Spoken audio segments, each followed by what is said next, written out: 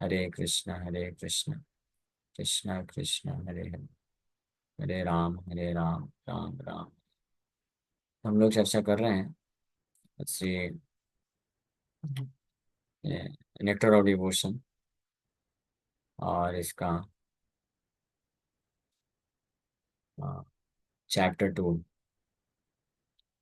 Chapter 2 start कर दिए थे। इसका नाम है, पिछले अध्याय में, पहले अध्याय में तो characteristics of pure devotion service, शुद्ध भक्ति के क्या लक्षण है उसका वर्णन किया गया था। अब ये दूसरा अध्याय है, इसमें भक्ति के स्टेजेस का वर्णन किया गया है, कौन कौन से स्टेजेस भक्ति में होती हैं। और इसमें भी जो फर्स्ट स्टेज है, उसका विस्तार से चर्चा किया जाएगा। तो 3 अलग अलग स्टेजेस होती हैं। साधन भक्ति प्रारंभिक की स्टेज होती है, फिर उसके बाद रागानुगा भक्ति, और फिर तीसरा प्रेमा भक्ति। ये 3 स्तर की भक्ति होती है। और ये तीनों में भी अलग अलग डिविजन्स होते हैं, उसका वर्णन धीरे धीरे हम लोग इसमें से सीखेंगे। To support this statement, there are many authoritative assertions by the learned scholars of bygone ages. According to their general opinion, a person may become governed by certain convictions derived by his own arguments and decisions. Then another person who may be a greater logician will nullify these conclusions and establish another thesis. In this way, the path of argument will never be safe or conclusive. Srimad Bhagavatam recommends, therefore, that one follow in the footsteps of the authorities. वही जो प्रश्न चल रहा था ना, अपने मन की भक्ति करना। तो कोई अपने हिसाब से सोचेगा कि इस प्रकार से सेवा करना चाहिए, भक्ति करना चाहिए, कोई दूसरा आके उसको काट देगा, बोलेगा इस हिसाब से करना चाहिए। इसलिए इस प्रकार से इस तरीके, ये जो तरीका है, ये खुद के बुद्धि और ज्ञान और तर्क के हिसाब से भगवान का सेवा करना, ये हमेशा क्या है, फेल होने वाला है। इसलिए भागवतम में ये रिकमेंड किया गया है कि महाजनो ये न गता स पंथा, महाजन ग्रेट अथॉरिटीज जिस प्रकार से भगवत भक्ति मार्ग में चले हैं, वो हमको स्वीकार करना चाहिए। We should follow in the footsteps of the authorities. Authority कौन है? 12 अथॉरिटी के नाम दिए गए हैं वैसे, स्वयं भुवा शंभु, भगवान शिव, ब्रह्मा जी, नारद मुनि, कपिल, प्रहलाद महाराज, जनक महाराज, ध्रुव महाराज, यमराज। हाँ, ये 12 अथॉरिटीज हैं, चतुष कुमार, नारद मुनि। तो इन इन लोगों ने, ये महाजन है, अथॉरिटीज हैं, ये जो तरीका बताते हैं, जिस तरीके से उन्होंने भक्ति किया है कृष्ण का, और जो तरीका बताते हैं उस तरीके से करना चाहिए, और इसका वर्णन भागवत में किया हुआ है। So this is the process.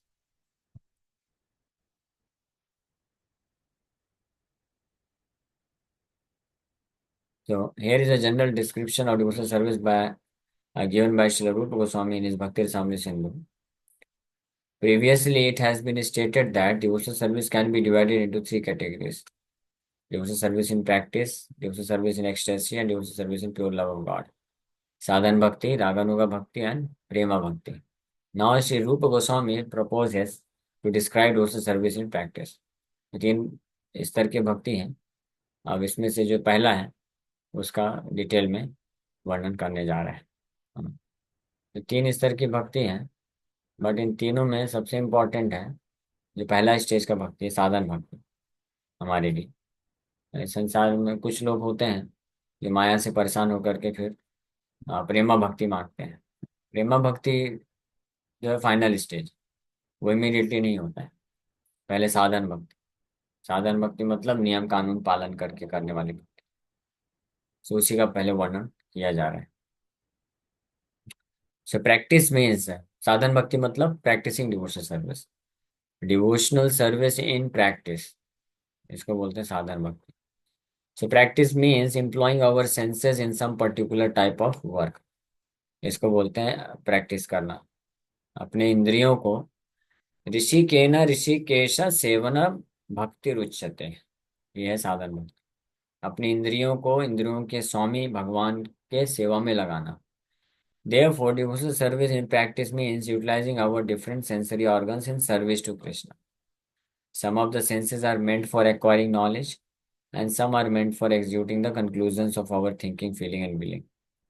So, practice means employing both the mind and the senses in practical devotional service. This practice is not for developing something artificial.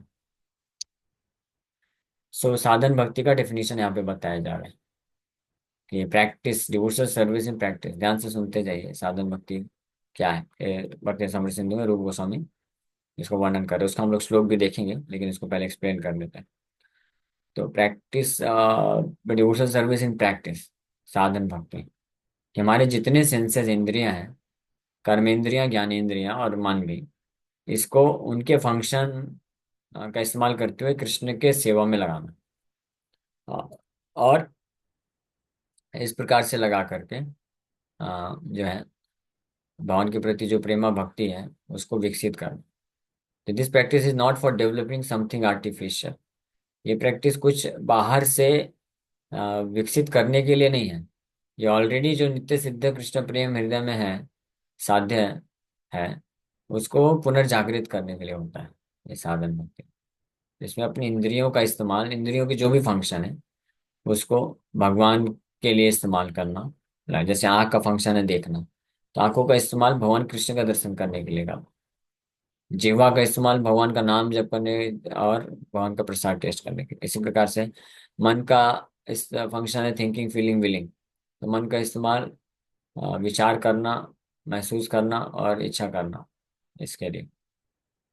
So that is, so practice means employing both the mind and senses in practical devotional service. For example, a child learns or practices to walk. This walking is not unnatural. The walking capacity is there originally in the child, and simply by a little practice, he walks very nicely. जैसे कोई बच्चा होता है, he learns or practices to walk. उसको practice कराया जाता है चलने के लिए। लेकिन चलने के लिए प्रैक्टिस कराते हैं, तो इसका मतलब ये नहीं कि प्रैक्टिस करने के कारण वो चलना सीख रहा है। वो चलने का जो पोटेंशियल है, चलने की जो कला है या पोटेंशियल बोलते हैं, वो ऑलरेडी उसके अंदर होती है, वो नेचुरल है। लेकिन प्रैक्टिस के द्वारा उसको जस्ट अवेकन किया जाता है या जागृत किया जाता है, दैट्स ऑल। ये होता है प्रैक्टिस। और इसीलिए जो थोड़ा भी प्रैक्टिस करके वो फिर बहुत अच्छा चलने लग जाता है, फिर दौड़ने भी लग जाता है। Similarly devotional service to the supreme lord is the natural instinct of every living entity. Even uncivilized men like the aborigines offer their respectful obeisances to something wonderful exhibited by nature's law. And they appreciate that behind some wonderful exhibition or action, there is something supreme. So, this consciousness, though lying dormant in those who are materially contaminated, is found in every living entity. And when purified, this is called Krishna consciousness.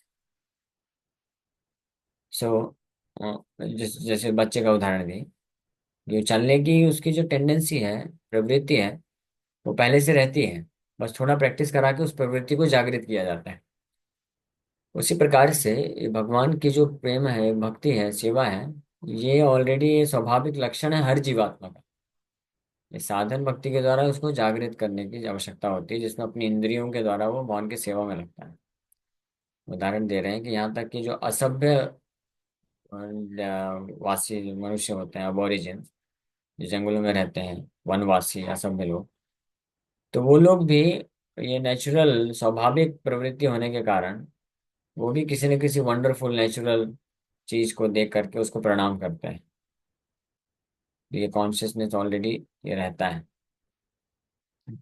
Which is lying dormant. हालांकि शुद्ध होने पे ये, इसी को Krishna consciousness बोलते हैं, या ये प्रकट हो जाता है। तो there are certain prescribed methods for employing our senses and mind in such a way that our dormant consciousness for loving Krishna will be invoked, as much as the child with a little practice can begin to walk. तो जिस प्रकार से बच्चे को proper तरीके से चलने का अभ्यास कराया जाए तो वो चलना सीख जाता है, उसी प्रकार से कुछ मेथड्स हैं, प्रिस्क्राइब मेथड्स हैं, जैसे विधि विधान शास्त्रों में बताए गए हैं, जिसके द्वारा अपने मन और इंद्रियों को लगाने से वो जो हमारा डॉर्मेंट कॉन्शियसनेस है, जो लुप्त चेतना है कृष्ण के प्रति, कृष्ण को प्रेम करने की, वो जो है इन्वोक हो जाती है, प्रकट हो जाती है। इसलिए अपने मनमाने तरीके से कोई साधन भक्ति करेगा तो नहीं होगा। वो प्रिस्क्राइब मेथड, प्रिस्क्राइब मतलब निर्धारित विधियां हैं कुछ शास्त्रों में, गुरु साधु शास्त्र के द्वारा मिलती हैं, जिसको उस प्रकार से करने में हमारा जो ऑलरेडी हृदय में जो छुपा हुआ कृष्ण को प्रेम करने की प्रवृत्ति है वो जागृत कर देता है।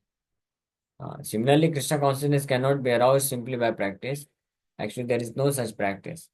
When we wish to develop our innate capacity for devotional service, there are certain processes which, by our accepting and executing them, will cause that dormant capacity to be invoked. Invoked. Such practice is called sadhana practice. जो लोग अपने जो कृष्ण को सेवा या भक्ति प्रेम करने की जो ओरिजिनल स्वाभाविक जो प्रवृत्ति है उसको जागृत करना चाहते हैं, विकसित करना चाहते हैं पूर्ण, तो ऐसे कुछ प्रोसेसेस हैं, देयर आर सर्टेन प्रोसेसेस, ऐसे कुछ विधियां हैं शास्त्रों में, जिनको अगर कोई स्वीकार करता है और एग्जीक्यूट करता है प्रॉपर तरीके से, प्रामाणिक गुरु के मार्गदर्शन में रहते हुए, फिर वो जो विधियां हैं, प्रामाणिक prescribe method, that causes the dormant capacity to be invoked. जो सुप्त चेतना है, कृष्ण चेतना है, कृष्ण को प्रेम करने की जो प्रवृत्ति है, वो उसको प्रकट कर देता है। और इसी प्रैक्टिस को साधन भक्ति बोलते हैं। ठीक है, यही साधन भक्ति का डेफिनेशन है, रूप गोस्वामी भक्ति रसामृत सिंधु में करते हैं। इसका श्लोक इस प्रकार से श्लोक में दिखा देता है। जो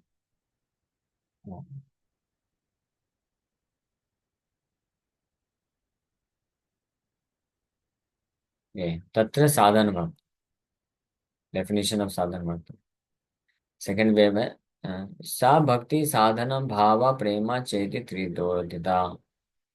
जो ये जो भक्ति है तीन स्टेजेस की होती है, साधन भाव और प्रेम भक्ति। तो साधन भक्ति क्या है?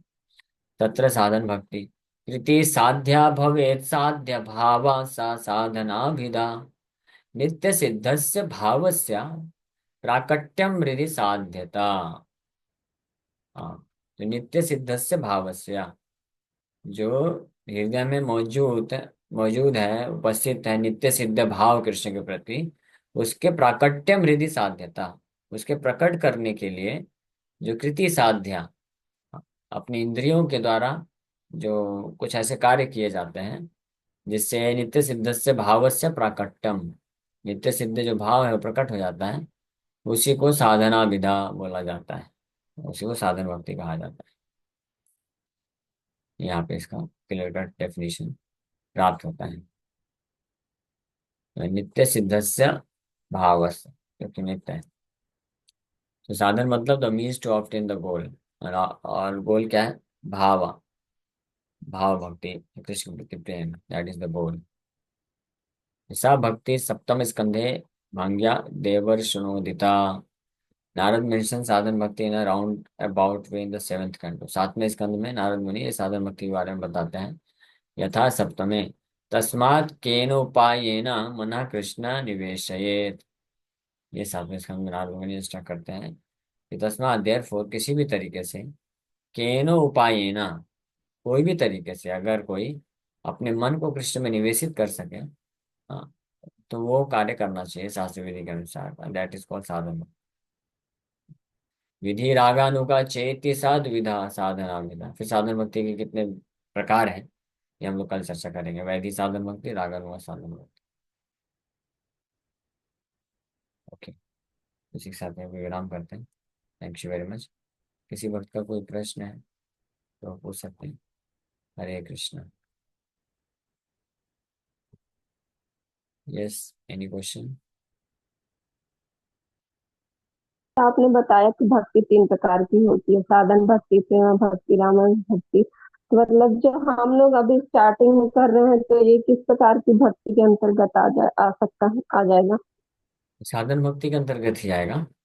जो शास्त्र के विधि विधान, आचार्यों के मार्गदर्शन में रह के विधि विधान पालन करके अपनी इंद्रियों का इस्तेमाल कृष्ण की सेवा में लगा के करते हैं, तो उसको साधन भक्ति बोला जाता है। ये साधन भक्ति जब कोई करता है तो जितना गंभीरता और सीरियस और सिंसियर होकर करता है, तो उतना ही मात्रा में, उतना जल्दी, उतने समय में वो जो भाव भक्ति जो ऑलरेडी हृदय में है वो प्रकट हो जाता है। तो भाव भक्ति प्रेम भक्ति अलग से बाहर से कहीं प्रकट नहीं करवाना है।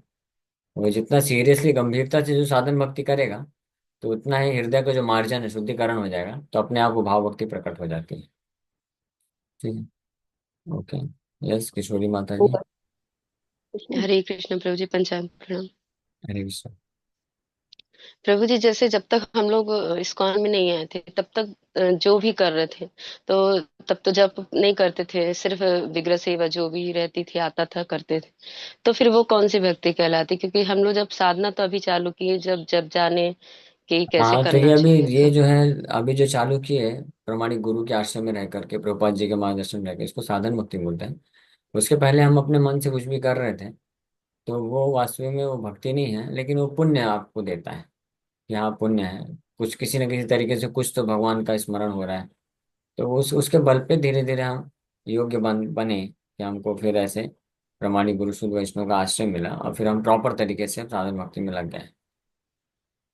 यस प्रभु जी, मतलब पर इतना था कि भगवान के चरणों को देखकर, खासकर हनुमान जी के चरणों को देखकर इतना प्रार्थना जरूर करती थी कि मुझे भी भक्ति चाहिए, तो हो सकता है उन्हीं का हाँ, यस, उससे उससे फर्क सेवा हुआ है, हो।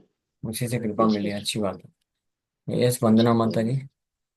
हरे कृष्णा प्रभु जी, पंचांग प्रणाम प्रभु जी। हम्म। ये आपने भक्ति रसामृत सिंधु का दूसरा अध्याय पढ़ा रहे हैं? हाँ, ये दूसरा अध्याय चालू हो गया है। ठीक है प्रभु जी, मुझे यही जानना था क्योंकि मैं बुक लाऊंगी ना, इसलिए। हाँ थैंक हाँ। यू प्रभु जी, हरे कृष्ण। एक चीज और पूछनी थी, जो मेरे पास भक्ति रसामृत सिंधु है, तो उसमें जैसे जो आपके में सूत्र आते हैं, हाँ में नहीं है, सिर्फ वो हिंदी से पूरा हाँ कंप्लीट हाँ, पढ़ते जाओ, तो वो दूसरा है क्या? वो सूत्र जो है वो अलग से मेरे पास एक वो है, वो पीडीएफ है, उसमें है, क्योंकि प्रभुपाद जी के पास समय कम था। तो प्रभुपाद जी भक्ति रसामृत सिंधु ग्रंथ का भी वैसे तो श्लोक के हिसाब से तात्पर्य जैसे गीता का किया ना वैसा करना चाहते थे, लेकिन भागवत भी कंप्लीट करना था, चैतन्य चरितमृत भी, और भक्ति रसामृत सिंधु बहुत जरूरी था। तो इसलिए प्रभुपाद जी समरी स्टडी दी है बस। श्लोक श्लोक का एक एक शब्दों का अर्थ और श्लोक नहीं मेंशन किए, और श्लोकों का अनुवाद और थोड़ा थोड़ा एक्सप्लेनेशन करके हमको प्रदान कर दिए, ताकि हमारे पास कुछ तो रहे। लेकिन फिर हम अब क्लास ले रहे हैं तो हम लोग डिटेल में जी रोज प्रभु जी। श्लोक भी बीच बीच में रेफर कर लेते हैं।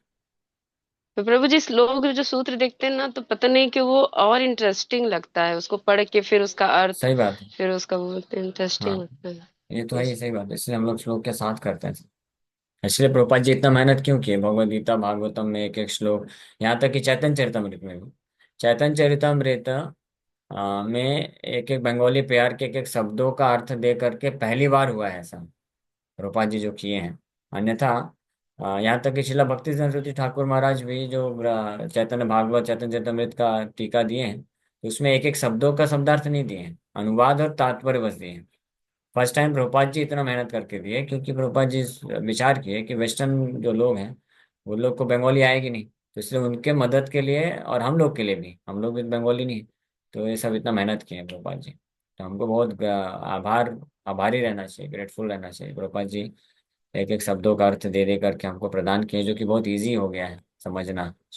प्रभुपाद जी के श्लोक और शब्दों के अर्थ को पढ़ पढ़ के कई लोग संस्कृत स्कॉलर बन गए, इतना प्रभावशाली। हमको कहाँ कुछ संस्कृत आता था, लेकिन अभी भी नहीं आता, लेकिन जो भी है थोड़ा बहुत कुछ कुछ प्रभुपाद जी के शब्दार्थ पढ़ पढ़ के ही कुछ कुछ समझ में आ जाता है। ओके। यस, वर्तिका माता जी। एक बात बता हरे कृष्णा प्रभु, दंडवत प्रणाम। हरे कृष्ण। प्रभु, आज सबका क्वेश्चन, मेरा लेक्चर पूरा मिस हो गया और सबका क्वेश्चन सुन के लग रहा है टॉपिक बहुत इंटरेस्टिंग है। प्लीज मुझे वीडियो मिल जाएगी? हाँ, मिल जाएगा। वो ड्राइव में मैं अभी डाल दूंगा कुछ देर में। जी प्रभु, ओके, हरे धन्यवाद कृष्ण। प्रभु, हरे कृष्णा।